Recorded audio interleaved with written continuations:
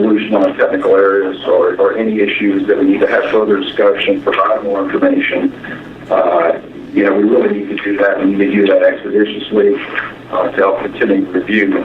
So appreciate that opportunity. But looking ahead, everybody knows that the challenge is clearly seismic in the review. So the team's done an outstanding job putting together information today that we want to present. And these are basically packaged to address issues that we know that have been identified that we're trying to work with staff to have those resolved. So we want to continue the engagement we've had. And what we'd like to take away from this meeting today, and I was reflecting on a little bit earlier, is we want to know if there's misalignments or any issues that we need to identify to either come back and provide additional work or either just have additional engagement with the staff to try to resolve those. So with the SVP that we've submitted, those are aggressive dates, and we intend to deliver on those dates. And we can do that with your help and assistance by us continuing the engagement we've had and recognizing and identifying the issues quickly so we can work towards the resolution. So we appreciate all the efforts. We want to keep working together with you. The coordination it's been excellent, so thank you. We appreciate that. And in that light, we did begin bi-weekly public meetings several months ago. It's been a little light lately because of the reevaluation taking place, but those are a fallback anytime we need. This was a separate meeting, of course, and all day, but so on short notice we can use one of those meetings, and we'll step it up if we need to. But that's the normal plan. So please today, all the reviewers, anything that you see that's a problem or an issue, please communicate with me. Yeah, I also would like to echo what Mark said. We have a few public meetings and we have quite interactions with meeting staff, as Gary mentioned. And as a result of that, the meeting produced this very comprehensive staff closure plan, and we really appreciate the efforts you and your staff have put into it. And all the staff did a preliminary review, and I think they think we're in most part of our line. So we just need to close the remaining little gap we have on certain issues, mostly clarifications. And hopefully this is a meeting, let's close the gap and then go through the execution of the plan. I just want to emphasize that the communication is the key, and hopefully we'll do it, in a more effective way. And I believe we'll also provide you with our feedback. I wasn't here last week. Yes, you did. That's great. Yeah. So hopefully your presentation will also reflect our feedback and address those issues. Thank you. I appreciate the comments, Jim and Mark, and I'm a little flustered because of getting the meeting going. But anybody else present who wants to make an introductory comment, please do. Becky Harrison, Grand Chief of Geoscience and Geotechnical Engineering. I just want to thank you guys for taking the time to walk us through that, but also for help us in scheduling and scoping the level of the. I'm sorry, this is almost barely understand you guys. Yeah, we're gonna make an effort to speak up. I'm the closest one to the phone, and it's the last two people, you could barely understand anything they said. We're having unexpected difficulties that we're going to try to deal with. So please, if you need to remind us, Erica, that people need to speak up, please do so. Well, I was going to say, if this meeting is the public is unable to hear it, then y'all should reschedule it. I think we're going to just do the best we can. There's too many people who've traveled and made the effort to come here. Well, people like us have also taken the days off to be able to listen in. And if we can't hear it, this is really not really worth our time, is it? We're going to, I appreciate that. We're going to get started with the meeting, and I'm going to ask our public affairs people if they feel otherwise, then we'll cancel. But at this point, we're going to continue on and just do the best we can. Mute off. You're about the only person I can hear. So, folks, I'm setting a good example of how to talk during the meeting, and I'm the closest one as well, so please amp it up. We have material, somewhat segregated to different presenters. So what I would recommend is let's just go ahead and take that as an opportunity or provide an individual mic, because then at Q&A you can pass the mic around. But right, Jim? Yeah, we can do that. Let's just go ahead and give the presenter, and I think that might resolve the problem. The microphones work. We'll broadcast over the speakers, and that'll help anyone who talks be received over the phone. And we'll deal with that. You can hear with the mic. No, she can hear without hearing us. At least us. So I think that the main, Erica... Let's just move this around. Harry, this is David Martin, Martin McHughes. I agree with Eric Gray. It sounds really bad. Yeah, I appreciate that, David. We're aware. Yeah, I would agree. We'll just move the phone to the main presenter. So who's on the first Mute on. They get the majority of them. And if you're having trouble speaking up, this does work.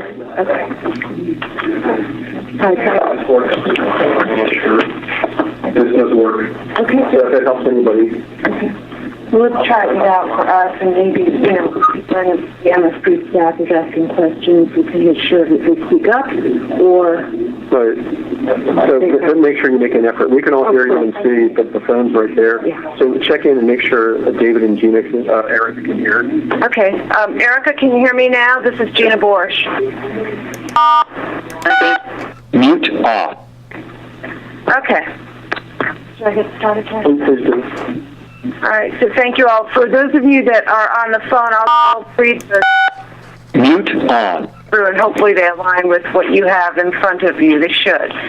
So I'm on what is slide 2 now, the agenda, and what we're going to be going over today is the introduction, which we just did, and then we're going to present the comparison of the ground motion response spectra that we performed. We are changing from the EPRI 2004 ground motion model to the EPRI 2013 ground motion model, and we'll explain what we've done and show you the results. And then we're going to go into the site-specific seismic analyses and design that we're proposed, that we've started and we're continuing to do.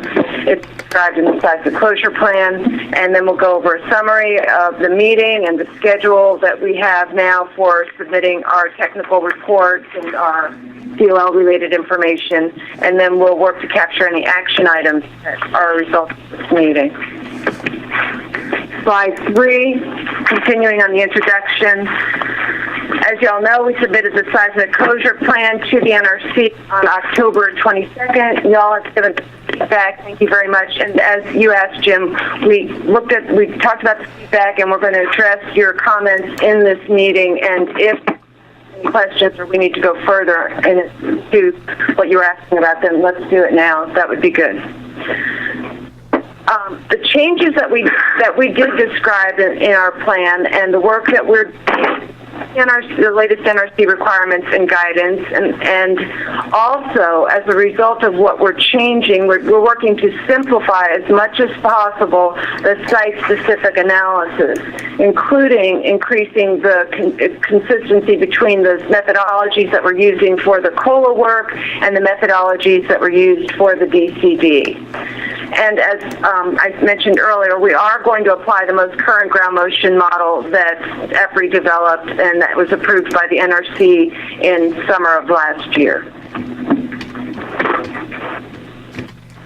The topics that we're going to focus on today are the select board ground motion model, the SSI analysis cases that we're running, the design of the model, the structure, soil, structure, interaction effects, site-specific evaluations that we're going to be doing of the seismic category 1 structures, the component seismic analyses that we'll be doing, and we're also going to be doing sliding stability of the seismic category 1 foundations, talk about that, and then finally we're going to review the seismic margin analysis that we're going to be performing.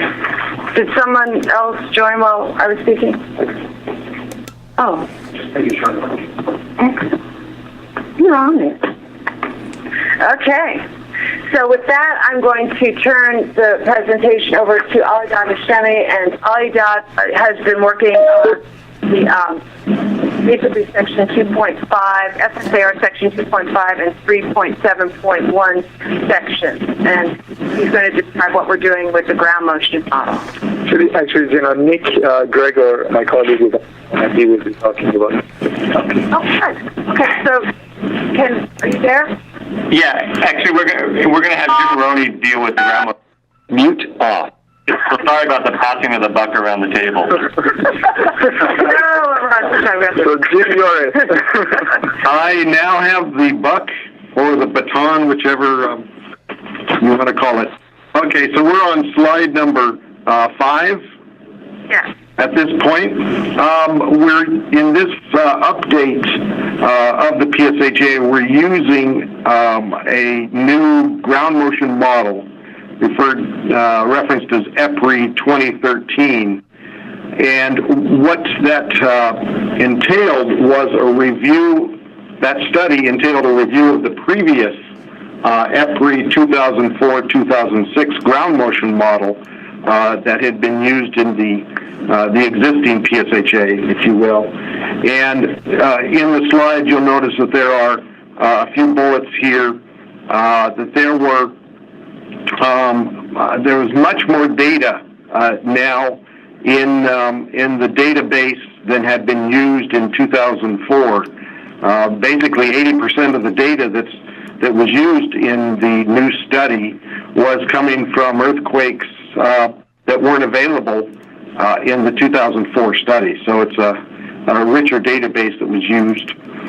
Many of the developers of the models that had been considered in 2004 were interviewed and asked about their models that had been used in 2004, and 7 of the 13 models from the previous EPRI 2004 model, 7 of those had determined that those models were out of date and needed to be updated. And in addition, 3 new models, referred to as ground motion prediction equations, GMPEs, were also incorporated into the new EPRI 2013 ground motion model. The new model also addresses some observation of over-prediction of some ground motions in spectral frequency ranges important to the PSHAs. So again, the new model is a better model, and it's an updated model. And we will apply that ground motion model to the update of the PSHA. If you go to slide 6, we see the 7 hazard curves using the new model. And perhaps more illustrating to the point is the next slide that shows those same hazard curves comparison using the current, if you will, EPRI 2004 ground motion model. Those are the dashed curves. And then the hazard curves that are in solid lines are using the updated EPRI 2013 ground motion model. So across the board, the new models get slightly lower ground motions than the EPRI 2004-2006 ground motion model does. Are there any questions?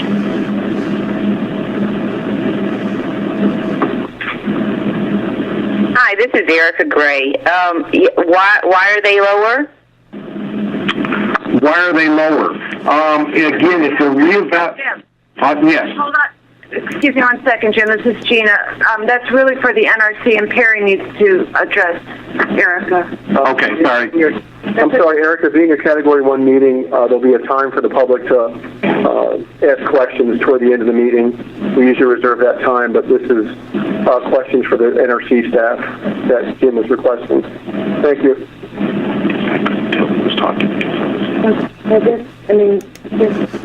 Okay, all right, so we can keep going, Jim. Okay. So slide 8.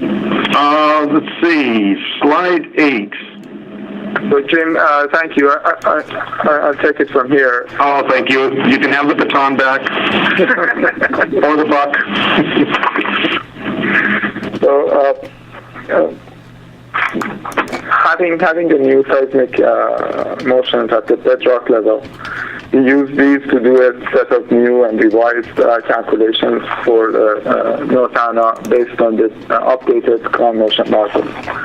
And we use the same methodology as the previous revision that you have seen, the 8 of the COLA, except in 2 cases where we had RAIs from NRC.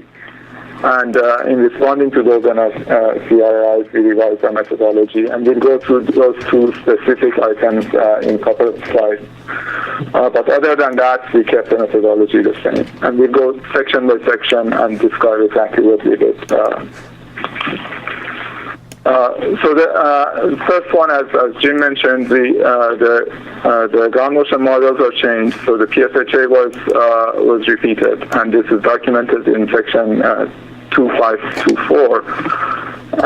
What we get from that is the rock hazard curves and the deaggregation of the rock hazard curves, low frequency, high frequency, and the controlling magnitude and distances for the ground motion. Those are used then in section 2525 to do the search response analysis, which calculates the uniform hazard response spectra at the FAIRS elevation for each seismic category 1 building, and also at the site GMRS elevation. The soil profiles that we use, the low strain soil profiles remain unchanged. The randomization part remains unchanged. And from this site response analysis, we get the uniform hazard response spectra at all those FAIRS elevations, at the GMRS elevation, as well as the site amplification factors and the corresponding strain compatible soil profiles. All of this is the content of section 2525. We use all of those in section 2526 to now calculate design response spectra following requirements of Record 1.28. And those design response spectra are again calculated at all the FAIRS elevations and at the GMRS elevation. And they're used to come up with the actual GMRS and FAIRS for different analysis, SSI analysis that will be done later. We also address the impact of updated 2013 GMMs on the liquefaction and slope stability calculations. These are in section 254 and 255. We are not repeating the calculations for those. We are addressing the changes, and we are saying that the magnitude of the controlling magnitudes are lower, and controlling PGA of the motion is lower, and that's we justify that our current approach is with the split line. If you can go to the next slide. For section 3.7, again, similarly, we are using the FAIRS that was calculated in 2525 and 2526 to come up with now SSI input response spectra. So these include the NEI check and include the minimum required response spectra. And the associated strain compatible soil profiles are also calculated in SSAR 37114. The SSI input response spectra are used as targets for matching time histories to come up with spectrum compatible time histories. This is the topic of SSAR 37115. And finally, we are recalculating the site-dependent at-grade SSE and OBE response spectra in section 37116. So these are the changes which we kept the methodology exactly the same. The 2 RAIs that I mentioned earlier, one was RAI question 371-11. This related to FWSC building, and this was the RAI. The question was about the concern that because we are calculating FAIRS in the free field at the bottom of the foundation elevation, there was a concern that some of the high frequency content of the input motion that may come through the lean concrete under the exact footprint of the building reach the foundation, that may not be present in the FAIRS that we're calculating in the free field. And then if you're doing that, if you apply the FAIRs at the bottom of the beam concrete, you would need to go through the NEI check. And this was the topic of the RI question. In response to that, what we did was that we proposed to apply a second control motion at the bottom of at the average elevation of the bottom of the beam concrete, and calculated that control motion. We kept the FAIRs at the bottom of the foundation in the free field. And then in the SFI space, we are enveloping the results from both analyses. And we are now rolling that change into the FSAR, and this will be documented in the FSAR. The second RI question, I'll again pass the baton on to Nick Greger, my colleague, and let him speak to it. Nick? Yes, sir. Hold on, Nick. Sure. Your microphone.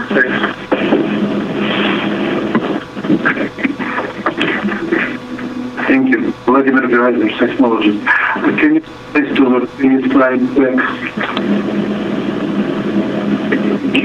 Elevation 220, does it affect somehow change in GMRS elevation, which was 224, or it stands the same?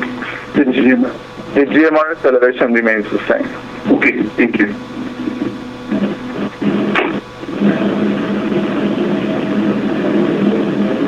We're back on slide 12 now. Okay, thanks, Gina. Can everyone hear me? This is Nick Greger talking. Yes. Great, okay.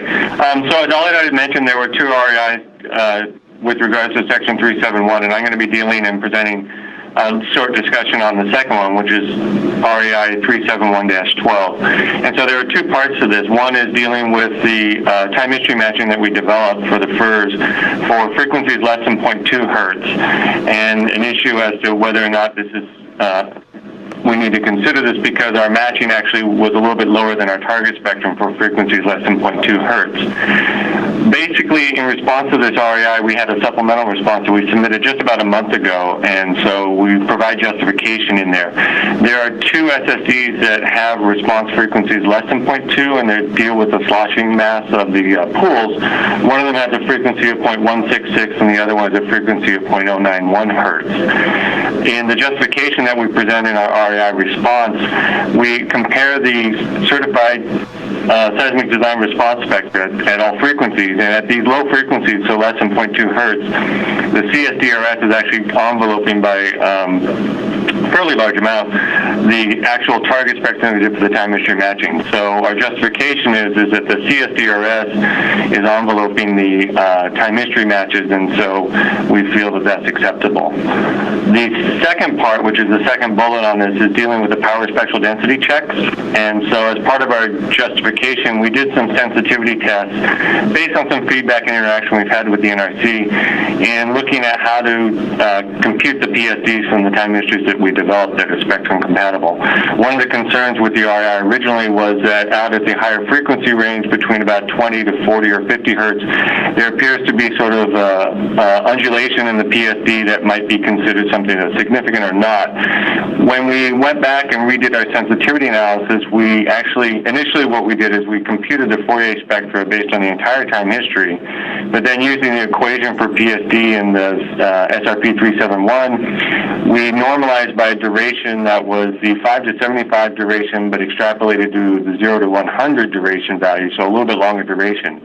Now, the change in the duration from using a 5 to 75 versus an extrapolated 1 to 100 is just a normalization factor in the PSD equation. So we went back and we reevaluated where we, instead of taking the full record Fourier transform to calculate the PSD, we actually truncated the record based on the 5 to 75 duration window, computed the Fourier spectra from that, and then computed the resulting PSD. For the two horizontal components, when we do that, what happens is the sort of relative increase at 30 to 40 hertz is actually now decreased relative to the full record Fourier spectra, and so the appearance is for the PSD that you no longer have this sort of fluctuation or undulation where you have sort of a low section around 20 hertz and a high section around 30 to 40 hertz. So it shows the dependency on sort of the truncation of the time window when using the Fourier amplitude spectral calculation and the sensitivity to that. However, we feel that because these time histories are going to be used in their full record length, it'd be more applicable to compute the Fourier spectrum with the entire record rather than sort of truncate the window to the 5 to 75 duration. The other thing that we did check is that these 5 to 75 duration values were all longer than 6 seconds as required by the SRP. And so, as I said, our justification is presented in the supplemental response that we submitted October 13th for these two items. And then finally, the last bullet on this slide is that we will be providing digital values for the input response spectra, the time histories, and as well the PSDs so that the NRC can do their own independent confirmatory checks on our results.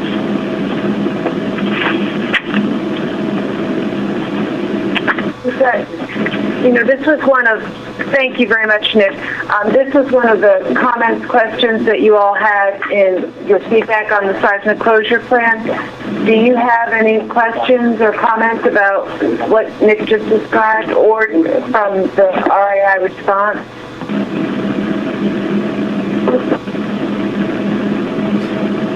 Questions and explanation? Yeah, actually, this is Kinsel from. Excuse me. This is Jim from RCRO. We have a preliminary review of LTP, and we provide a list of clarification and the questions. The first one is Mute on. Your sound is getting really bad again. Point that, it seems things were going to use the new Mute off. time histories. Is that a chance that we can use only one curve as the lower limit to do the spectral mapping? Is that consistent with the option 1 goes 2? Using point 1 hertz, really is all about 1 we're not using it. That's one of the suggestions instead of relying to relying the RA response to whether there's two components have this frequency. Another part is the PFE check. I think using the entire time history is not appropriate for the purpose because the animation probably really in the short motion duration. That's really tends to do the PFE check. The Mute on. That's one factor. Another factor, we try to make judgment whether the template has a power efficiency. Just by looking at the curve, it's just hard to make a conclusion because even you can see whether the values or the peaks or Mute off. Mute on. My feeling is that without a target, it's really hard to make a judgment. That's my point. The things that this plan shows, basically whatever you have done is not something, definitely the first time we're sending for the entity. And so explain that.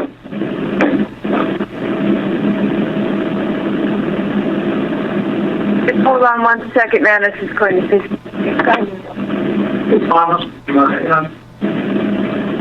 My question was that when we are developing new time history, what was it that we can go up to point 1? That was one of the NRC. Now, I'm not talking about what the impact in the downstream. Okay? Probably the impact on the downstream is not very significant as we saw in the previous earthquake. Okay? So that's one question. The other question is the PSE we're here just to make sure that we don't have any significant data. That's the basic bottom line. Now, how we do it, that's up to you. It's down to the data. We do that. That's basically what I'm doing.